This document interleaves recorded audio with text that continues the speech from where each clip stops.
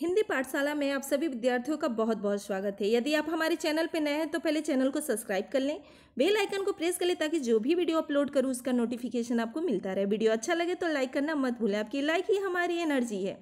आज का हमारा टॉपिक है समास और हम सीधे बात करेंगे अपनी टॉपिक का। समास की परिभाषा: जब दो या दो से अधिक शब्द अपने बीच की विभक्ति को छोड़कर आपस में मिल जाए तो उसे समास कहते हैं।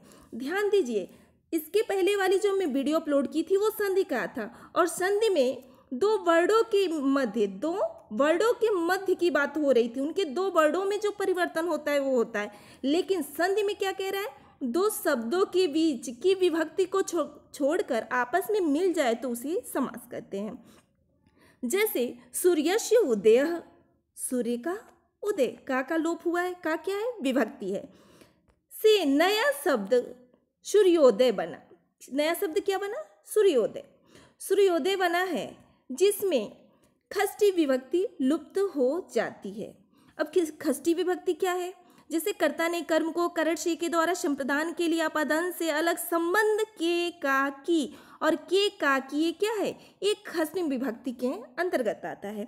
आगे जब मैं तत्पुरुष समास बताऊंगी तो उसको इन सभी विभक्तियों को बहुत अच्छे से क्लियर कर दूंगी, आप बिल्कुल घबराइएगा मत।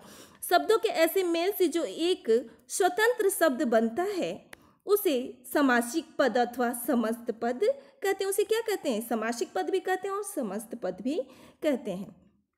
समासिक पद के अनुसार विभक्तियों सहित तोड़ना समास विग्रह कहलाता है। क्या कहलाता है? विभक्तियों के सहित तोड़ना ही समास विग्रह कहलाता है। जैसे समासिक पद है, आपके सम्मुख समासिक पद है, यानी समासिक पद यानी वो शब्द श्वेतांबरम। शब्द क्या है? श्वेतांबरम। शब्द क्या है? श्वेतांबरम का विग्रह होगा। इसका विग्रह क्या होगा? श्वेतम अंबरम। श्वेतांबरम का विग्रह क्या होगा? श्वेतम अंबरम। यहाँ श्वेतम पूर्व पद और अंबरम उत्तर पद है। ध्यान दीजिए, पहले वाले पद को, श्वेतम को, इस वाले पद को पूर्व पद कहते हैं। क्या कहते हैं? पूर्व पद। और अंबरम, इसको क्या कहते हैं? उत्तर पद। उत्तर पद कहते हैं। इतना तक क्लियर हो गया होगा। अब आगे समास के भेद। समास के कितने भेद होते हैं? तो समास के मुख्य 6 भेद होते हैं। 6 भेद में क्या क्या है ध्यान दीजिए। पहला है अव्ययभाव समास, दूसरा है कर्मधारय समास, तीसरा है बहुव्रीहि समास और चौथा है तत्पुरुष समास, पांचवा द्वंद्व, छठवां है द्विगु समास। तो समास कुल कितने हो गए? समासों की संख्या कितनी हो गई? 6 हो गई। चाहे तो आप इसका स्क्रीनशॉट ले सकते हैं। हम आगे बढ़ेंगे और सीधे पहला हमारा समास रहेगा कर्मधारय समास। कर्मधारय समास। अब ये कर्मधारय समास क्या है, ये हम पहले डिफाइन कर देंगे। कर्मधारय समास है क्या? जिस समास में विशेषण, विशेष्य अथवा उपमान उपमेय वाले समास को कर्मधारय समास कहते हैं। इसमें संबंध क्या होता है? विशेषण अथवा विशेष्य होता है, उपमान अथवा उपमेय होता है। ये उपमान और उपमेय क्या होता है, आगे जब मैं एग्जाम्पल क्लियर करूंगी तो ये स्पष्ट हो जाएंगे। ठीक है, इसमें 2 शब्द होते हैं। जैसे कि मैं बता दूं, किसी भी समास में कितने शब्द होते हैं? तो 2 शब्द होते हैं। कर्मधारय समास में भी 2 शब्द होते हैं, पूर्व पद और दूसरा होता है उत्तर पद। प्रथमा विभक्ति में होते हैं। ध्यान दीजिए, कर्मधारय समास प्रथमा विभक्ति में होते हैं। इसे नोट करते हुए चलिए। पूछेगा कर्मधारय समास किस विभक्ति में होते हैं, तो प्रथमा, द्वितीया, तृतीया, चतुर्थ, हमेशा प्रथमा विभक्ति में होते हैं। यहाँ दे दिया दोनों पद की प्रधानता नहीं, दूसरे जिसे उत्तर पद कहते हैं। क्या कहते हैं? उत्तर पद भी कहते हैं। क्लियर हुआ? उत्तर पद की प्रधानता होती है किस समास में? कर्मधारय समास में। एक बार और सुन लीजिए, कर्मधारय समास में उत्तर पद की प्रधानता होती है। क्लियर हो गया? अब आगे बढ़ते हैं, कुछ एग्जाम्पल भी लेते हुए चलेंगे हम। शब्द है कृष्णाश्व, कृष्णाश्व में प्रथम पद कृष्ण, यहाँ कृष्ण होगा। कृष्ण, कृष्ण का क्या अर्थ होता है? कृष्ण का कृष्ण भी होता है और काला भी होता है। तो कृष्ण ये क्या है, विशेषण है, यानी पहला शब्द क्या हो जा रहा है, उसकी विशेषता को बता रहा है, विशेषण है। जबकि अंतिम पद अश्व, अश्व का अर्थ होता है घोड़ा, अर्थात घोड़ा का जो रंग है, घोड़ा का जो रंग है वो कैसा है, काला है। घोड़े का जो रंग है वो कैसा है, काला घोड़ा। तो घोड़े का विशेषता बता रहा है कि नहीं। तो विशेषण विशेष से संबंध होने के कारण यहाँ किस शब्द में, कृष्णाश्व या कृष्णाश्व शब्द में कर्मधारय समास होगा। इसका विग्रह होगा कृष्ण अश्व, विग्रह भी पूछ देता है कभी कभी, तो दे देगा कृष्णाश्व का विग्रह कीजिए, तो कृष्ण अश्व दोनों ही स्वतंत्र शब्द बन जाएंगे और जिसका अर्थ का वो क्या होगा, काला घोड़ा। अर्थ क्या होगा, काला घोड़ा। यहाँ तक क्लियर हो गया होगा। अब हम आगे बढ़ेंगे, कुछ एग्जाम्पल देख लिया जाए जो अक्सर एग्जाम में कई बार पूछें। ध्यान दीजिए, चाहे वो इंटरमीडिएट का एग्ज़ाम हो, यूपीपी का हो, टेट का हो, सुपर टेट का हो, लगभग सारे एग्जाम में हिंदी से ये प्रश्न कई बार पूछा गया है, लगभग हर साल पूछा गया है। तो हम इन एग्जाम्पल पे विचार करेंगे। दे रहा है पीतम, पीत वस्त्रम, पीत वस्त्र मतलब क्या होता है, पीलम वस्त्रम, पीला वस्त्र। वस्त्र की क्या विशेषता है, पीत यानी वो पीला है। संबंध क्या हो रहा है, विशेष, विशेषण विशेष्य, विशेषण विशेष्य, विशेष्य क्या होगा, विशेष्य। वस्त्र क्या हो जाएगा, विशेष्य हो जाएगा। वस्त्र क्या हो जाएगा, विशेष्य हो जाएगा। वस्त्र क्या हो जाएगा, विशेष्य हो जाएगा। और पीत क्या हो जाएगा, विशेषण हो जाएगा। पीत क्या हो जाएगा, विशेषण। चाहे तो आप इसका स्क्रीनशॉट ले सकते हैं।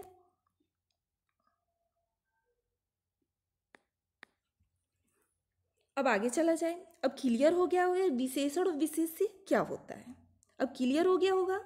तो ध्यान दीजिए, एक बार और मैं बता दे रही हूँ। पीत वस्त्रम, ध्यान दीजिए, कर्मधारय समास में सदैव दूसरे पद की प्रधानता होती है, वस्त्रम पद की प्रधानता है, या नील उत्पलम की प्रधानता है, या घन श्याम की प्रधानता है, या कृष्ण सर्प की प्रधानता है। यानी हमेशा सदैव दूसरे ही पद की प्रधानता हो रही है, किंतु इसमें विशेषण विशेष से संबंध होंगे अथवा उपमान उपमेय संबंध होंगे। तो पीत वस्त्रम में वस्त्रम क्या है, उपमेय है अथवा विशेषण है, विशेष्य है, और पीत यानी पीला रंग उसकी विशेषता को दर्शा रहा है। क्लियर हो गया होगा, नो डाउट। अब आगे बढ़ा जाए। अगला है नीलोत्पलम, नीला कमल। नीला कमल, कमल की क्या विशेषता है, नीलो कमल, कमल की विशेषता है, यानी ये विशेष्य हो जाएगा। और नीला शब्द विशेषण हो जाएगा। अब क्लियर हो गया। नीतो नीलोत्पलम, नीला कमल। अगर इसका हम समास विग्रह कर रहे हैं, संधि में हमेशा विच्छेद होता है और समास में हमेशा विग्रह होता है, तोड़ने की प्रक्रिया को विग्रह करते हैं समास में। नीलम उत्पलम, नीला कमल। क्लियर हो गया। घनश्याम, घन का अर्थ बादल भी होता है और श्याम का अर्थ सांवला भी होता है और कृष्ण भी होता है। तो घनश्याम यानी कृष्ण के समान बादल। कृष्ण, घन मतलब होता है बादल, घन का क्या अर्थ होता है, बादल, और श्याम क्या अर्थ होता है, सांवला, यानी बादल के समान सांवला। अब ऐसे है, अगला है कृष्ण सर्प। तो कृष्ण का क्या अर्थ है, कृष्ण का अर्थ है काला और सर्प का अर्थ है सांप। अब ध्यान दीजिए, यहाँ क्या हो जाएगा, या तो विशेषण विशेष से संबंध या उपमान उपमेय संबंध। उपमेय, उपमेय क्या हो जाएगा, सर्प हो जाएगा। और सर्प की उपमा किससे दिया जाता है, कृष्ण। कृष्ण मतलब काला है, तो ये उपमान हो जाएगा। क्या हो जाएगा, उपमान हो जाएगा। नो डाउट क्लियर हो गया होगा। चाहे तो आप स्क्रीनशॉट ले सकते हैं इसका। आगे बढ़ा जाए। ऐसे है नीलाम्बुजम, नीलम अम्बुजम, नीलम मतलब नीला, अम्बुज मतलब कमल, नीला कमल। महाजनम, महान चसो जनम, महान है जो जन, महाजन, महाजन कई बार पूछा है, कई एग्जामों में पूछा है, इसलिए इसके आगे मोस्ट इंपॉर्टेंट चाहे तो आप लगा सकते हैं, महान है जो जन। क्लियर हो गया, हो गया। अब ऐसे ही जन मतलब लोग होता है, जन ये विशेष्य में आएगा और महा यानी उनकी महानता विशेषण में आएगा। ऐसे ही कुपुत्र, पुत्र कैसा है, कु यानी बुरा पुत्र, कुत्सित पुत्र, बुरा पुत्र, तो पुत्र विशेष्य में आएगा और कु उपसर्ग जुड़ने पर ये विशेषण बन जाएगा। कु क्या बन जाएगा, विशेषण बन जाएगा। यहाँ पे उपसर्ग नहीं बनेगा, यहाँ कु विशेषण हो जाएगा। अब आगे बढ़े, कुछ और एग्जाम्पल है, जैसे नीलकमलम, कमलम, नीला कमल। तो कमल, ये ध्यान दीजिए, आपको कमेंट बॉक्स में लिखना है, ये चीज़ आपको कमेंट बॉक्स में लिखना है।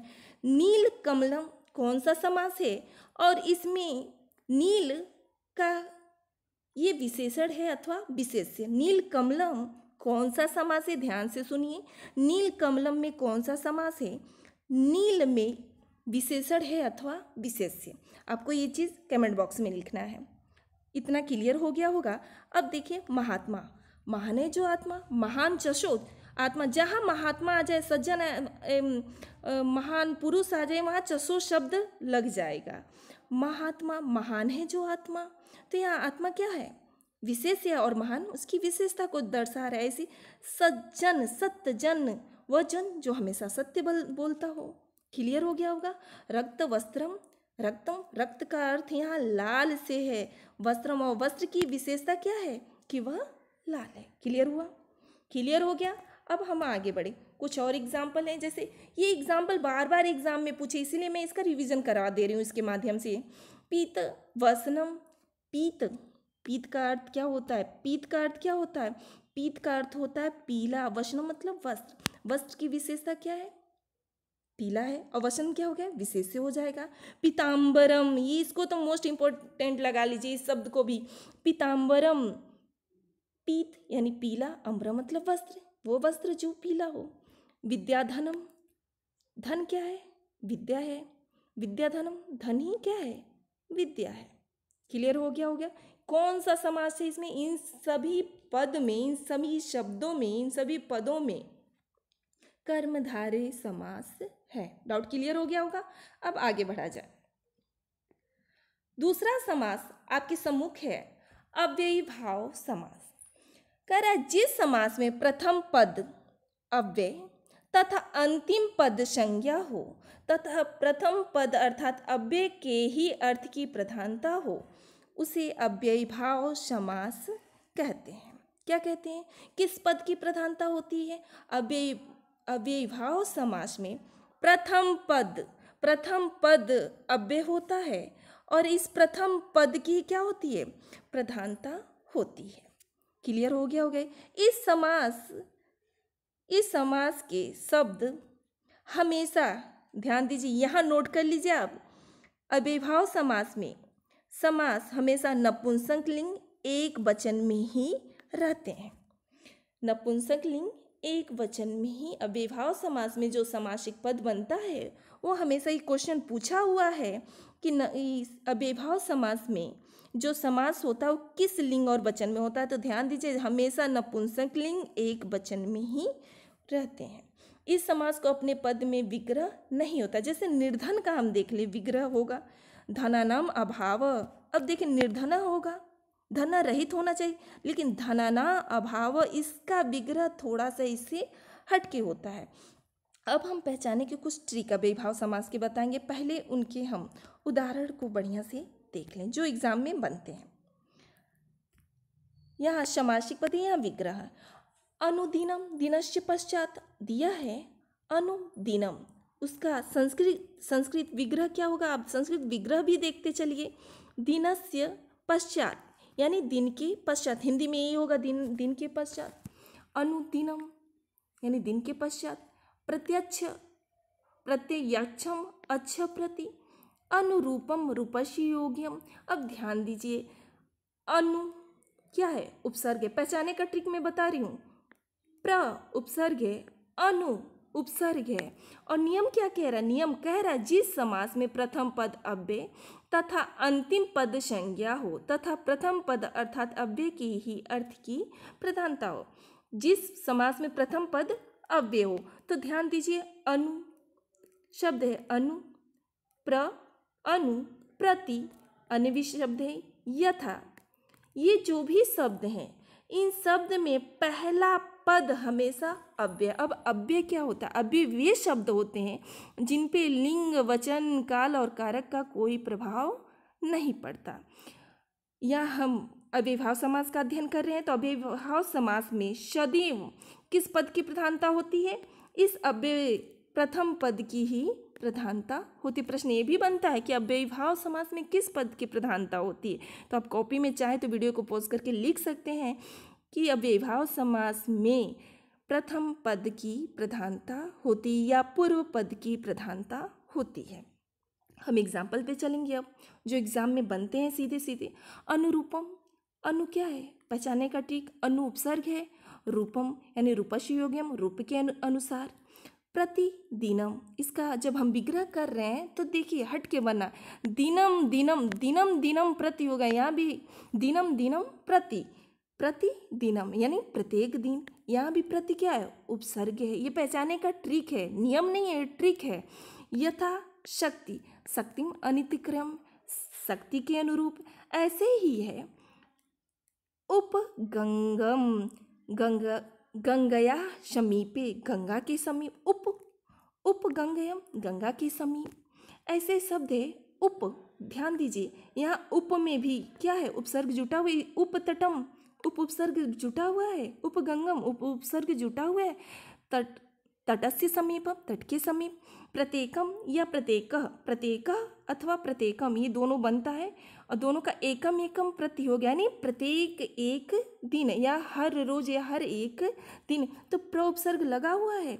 तो अव्ययभाव समास हम ऐसे भी पहचान सकते हैं कि जिस शब्द के आगे चाहे यथाशक्तिम हो या प्रतिदिनम हो या उपनगरम हो या आज जन्म हो, आज जन्म भी बहुत बार पूछा है, आ जन्म, आ जन्म, तो आ उपसर्ग है कि नहीं जन्म में? तो आप पहचान सकते हैं कि जिस शब्द में पहला पद में हमेशा उपसर्ग जुटा हुआ हो वहाँ अव्ययभाव समास होता है। दूसरा महत्वपूर्ण बिंदु क्या है? अव्ययभाव समास में सदैव पूर्व पद अर्थात प्रथम पद की प्रधानता होती है। तीसरा मोस्ट इम्पोर्टेंट है, इसे भी आप नोट करते हुए चलिए कि यह हमेशा नपुंसक लिंग एक वचन में होता है। क्या? अव्ययभाव समास। क्लियर हो गया? सारे डाउट्स क्लियर हो गए होंगे। अब हम अपने अगले समास पे चलेंगे और हमारा तीसरा समास है बहुव्रीहि समास। बहुव्रीहि समास और कर्मधारय समास में क्या अंतर है, हम ये भी इस वीडियो में क्लियर करेंगे। बहुव्रीहि समास, हमारा समास क्या है? बहुव्रीहि समास। बहुव्रीहि समास जिस समास में दोनों पद, आपने अब तक पढ़ा होगा, या तो पूर्व पद की प्रधानता होती है या उत्तर पद की प्रधानता होती है।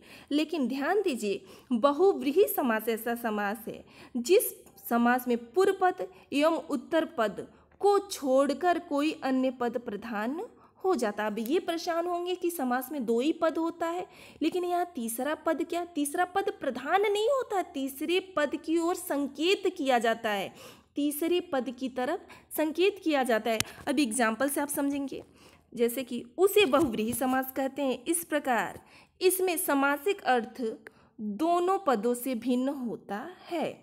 जैसे त्रिनेत्र का विग्रह क्या होगा?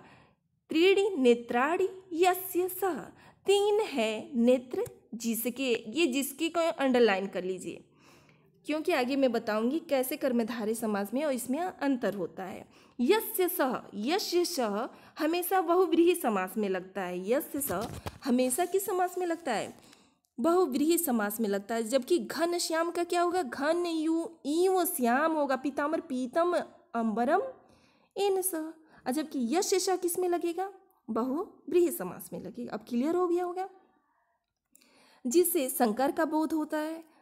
दे रहा है त्रीणि नेत्राणि यस्य सः, तीन नेत्र हैं जिसके, किसका बोध हो रहा है? तीन नेत्र तो शंकर के हैं ना, तो शंकर यहाँ तीसरे की तरफ संकेत किया जा रहा है, इसीलिए बहुव्रीहि समास में तीसरे पद की प्रधानता मानी जाती है। अब क्लियर हो गया होगा डाउट। अब हम आगे बढ़ते हैं। समासिक पद और विग्रह। श्वेतांबरा शब्द है श्वेतांबरा, श्वेतानी अंबरानी यस्याह, या तो यस्य स होगा या स्याह होगा, किसमें? हमेशा बहुव्रीहि समास में। श्वेतांबरा इसकी विग्रह भी बहुत कुछ डिपेंड करता है, इसीलिए आप इसको भी थोड़ा पढ़ते चलिए। श्वेतांबरा, श्वेतानी अंबरानी यस्य स, श्वेता अंबरा, अंबरा मतलब वस्त्र। श्वेत वस्त्र किसके हैं? श्वेत वस्त्र सरस्वती जी के हैं ना, किसके हैं?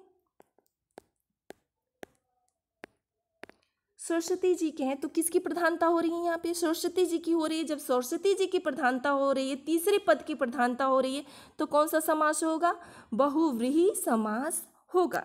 अब देखिए, महात्मा शब्द आपने कर्मधारय में भी पढ़ा था, और महात्मा शब्द इसमें महान है जो आत्मा, वो हो जाएगा कर्मधारय समास।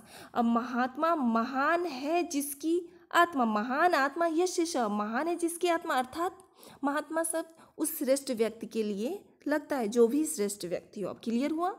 अब ऐसे ही है चक्रपाणी, चक्रपाणी, चक्रपाणी यस्य स, चक्रपाणी यस्य स, चक्र, चक्र मतलब चक्र, पाड़ी मतलब हाथ में, यस्य स जिसके, चक्र है हाथ में जिसके, तो चक्र किसके हाथ में है? भगवान विष्णु के हाथ में। तो यहाँ कौन सी पद की प्रधानता हो गई? तीसरे पद की। जब तीसरे पद की प्रधानता हुई तो कौन सा समास हो जाएगा? कौन सा समास होगा? बहुव्रीहि समास। कुछ बच्चों के मन में ये चल रहा होगा कि मैम हम कैसे जानेंगे अगर एग्जाम्पल में अगर ऑप्शन में कर्मधारय भी रहे और महात्मा भी रहे, तो ध्यान दीजिए तब ये इंपॉर्टेंट हो जाता। विग्रह के आधार पे पूछेगा। अगर दोनों ऑप्शन, अगर महान आत्मा यस्य सह रहे तो वहाँ बहुव्रीहि समास होगा। वहाँ कौन सी समास होगा? बहुव्रीहि समास होगा। अब क्लियर हो गया। अब भी किसी को दिक्कत है क्या? अभी भी किसी को दिक्कत है? अगर दिक्कत है तो बेहिचक आप कमेंट बॉक्स में लिखें। जबकि महात्मा कर्मधारय समास में पूछेगा तो क्या होगा? महान चासो आत्मा, क्या हो जाएगा? महान, यहाँ क्या हो जाएगा? चासो आत्मा। अब क्लियर हुआ। और अगर विग्रह के आधार पे नहीं पूछ रहा है तो ऑप्शन में कभी भी एक साथ दोनों ऑप्शन नहीं आएंगे, यानी कर्मधारय और बहुव्रीहि समास के ऑप्शन नहीं आएंगे। ठीक है, आगे बढ़ा जाए। अब अगला है वीड़ा पाड़ी। वीड़ा है हाथ में किसके? वीड़ा पाड़ी, पाड़ी मतलब हाथ, वीड़ा पाड़ी, वीड़ा है हाथ में जिसके, अर्थात यस्यशा, अश्यशा, यानी सा किसके लिए आता है? स्त्रीलिंग के लिए आता है। सा किसके लिए? पुल्लिंग के लिए आता है, ये भी जानिए। सा स्त्री के लिए आता है, आज जबकि सा पुल्लिंग के लिए आता है। क्लियर हो गया होगा। आगे बढ़ा जाए तो बीड़ा पाड़ी यस्या सा, यानी बीड़ा है हाथ में जिसकी, यानी सरस्वती जी के, तो यहाँ तीसरे पद की तरफ संकेत किया जा रहा है। ऐसे ही पीताम्बरम, देखिए मोस्ट इम्पोर्टेंट ऑप्शन लिया गया है। जितने भी ऑप्शन लिए हैं हम, जितने भी एग्जाम्पल्स लिए हैं, जितने भी उदाहरण आपके सम्मुख लिए, ये बार बार एग्जाम में पूछा गया है। जैसे पीताम्बरम, पीतम अम्बरम यस्य, पीला है वस्त्र जिसका, पीतम अम्बरम, यानी किसका पीला वस्त्र है? श्री कृष्ण के लिए है, तो यहाँ तीसरे पद का संकेत किया जा रहा है। ऐसे ही दशानन, दस आनान यस्य, 10 है सिर जिसके, किसके लिए है? रावण के लिए, तीसरे पद की प्रधानता है। ऐसे ही चंद्रशेखर, चंद्रशिखरे यस्य स, चंद्र है शिखर पे जिसके, तो चंद्र किसके शिखर पे? शिखर मतलब सिर, किसके है? तो शंकर जी के है ना। तो कौन सी पद की प्रधानता हो रही है? किस पद की? तीसरे पद की। जब शंकर बन रहा है तीसरे पद की प्रधानता हो रही है तो बेहिचक आप कहिए बहुव्रीहि समास होगा। ऐसे ही त्रिनेत्र, त्रीणि नेत्राणि यस्य स, 3 नेत्र है जिसके, अर्थात शंकर। प्राप्तोदक, प्राप्तम उदक यंस, यानी ऊंचा है उधर जिसका, अर्थात श्री गणेश जी। गजानन, गज यु आनन यस्य स, गज यूँ आनना यस सा, यानी कि गज, गज मतलब होता है हाथी, हाथी का सिर है जिसका, हाथी का सिर है जिसका। अब क्लियर हो गया होगा, अब क्लियर हो गया होगा। जैसे यहाँ देखें प्राप्तोदका, एक बार देख लें आप, एग्जाम में बन सकता है। प्राप्तोदका प्राप्तकम उदकम एन शाह, अर्थात प्राप्त हो गया है जल जिसको, प्राप्तोदकः यहाँ जल से है बेटा, जल से है, यहाँ गणेश जी से नहीं, जल से है।